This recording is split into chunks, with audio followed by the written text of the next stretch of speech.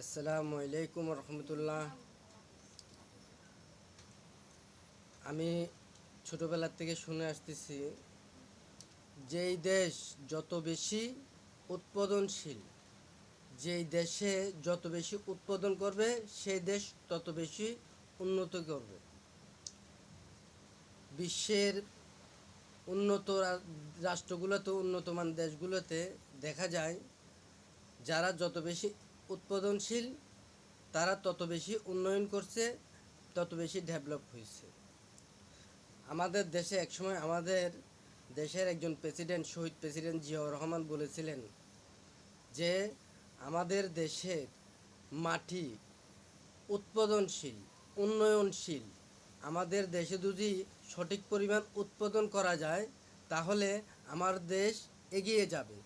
আচ্ছা, আমাদের দেশে যথেষ্ট পরিমাণ, পর্যাপ্ত পরিমাণ কৃষি জমিন আছে, আবাদি জমিন আছে, মৎস্য সম্পদের পানি আছে, নদী আছে, খাল আছে, বিল আছে।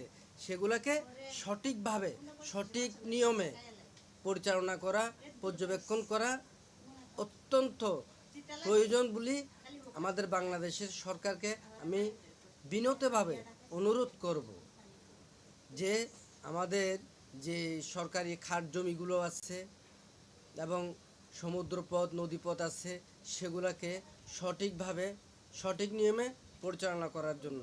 আমাদের দেশে খাদ্য সংকট হবে না, কারো কাছে খাদ্যর জন্য আমরা হাত বাড়াইতে হবে না।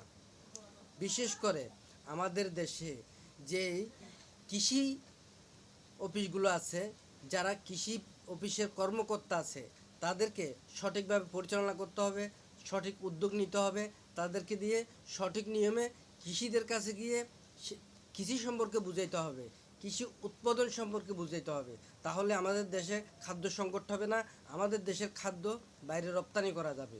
আমি বাংলাদেশ সরকারের কাছে অনুরোধ করব, আমাদের দেশের কৃষি মন্ত্রণালয়কে যেন বিনতিভাবে উনি বলে দেয়, রিকোয়েস্ট করে যে আমাদের দেশে যেগুলো কৃষি অফিস আছে, কৃষি কর্মকর্তা আছে, তাদেরকে তাদের কাজ সঠিক নিয়মে, সঠিকভাবে পরিচালনা করার জন্য। ইনশাল্লাহ বিগত সামনের 10 বছরে আমাদের দেশে খাদ্য সংকট থাকবে না, আমাদের দেশের থেকে খাদ্য বাইরে রপ্তানি করা যাবে এবং আমাদের দেশের উন্নয়ন অগ্রযাত্রা ধরে রাখা যাবে। এই কাজটা অতি শিগগিরই করা দরকার। আমি আশা করব এই ভিডিওটা যার সামনে যাবে, আমার ভিডিওটা লাইক, কমেন্ট, শেয়ার করে, সাবস্ক্রাইব করে আরও 10জনকে দেখার সুযোগ করে দেবেন, যেন প্রধানমন্ত্রী পর্যন্ত আমার ভিডিওটা পৌঁছায় আপনাদের মাধ্যমে। ইনশাল্লাহ। আসসালামু আলাইকুম।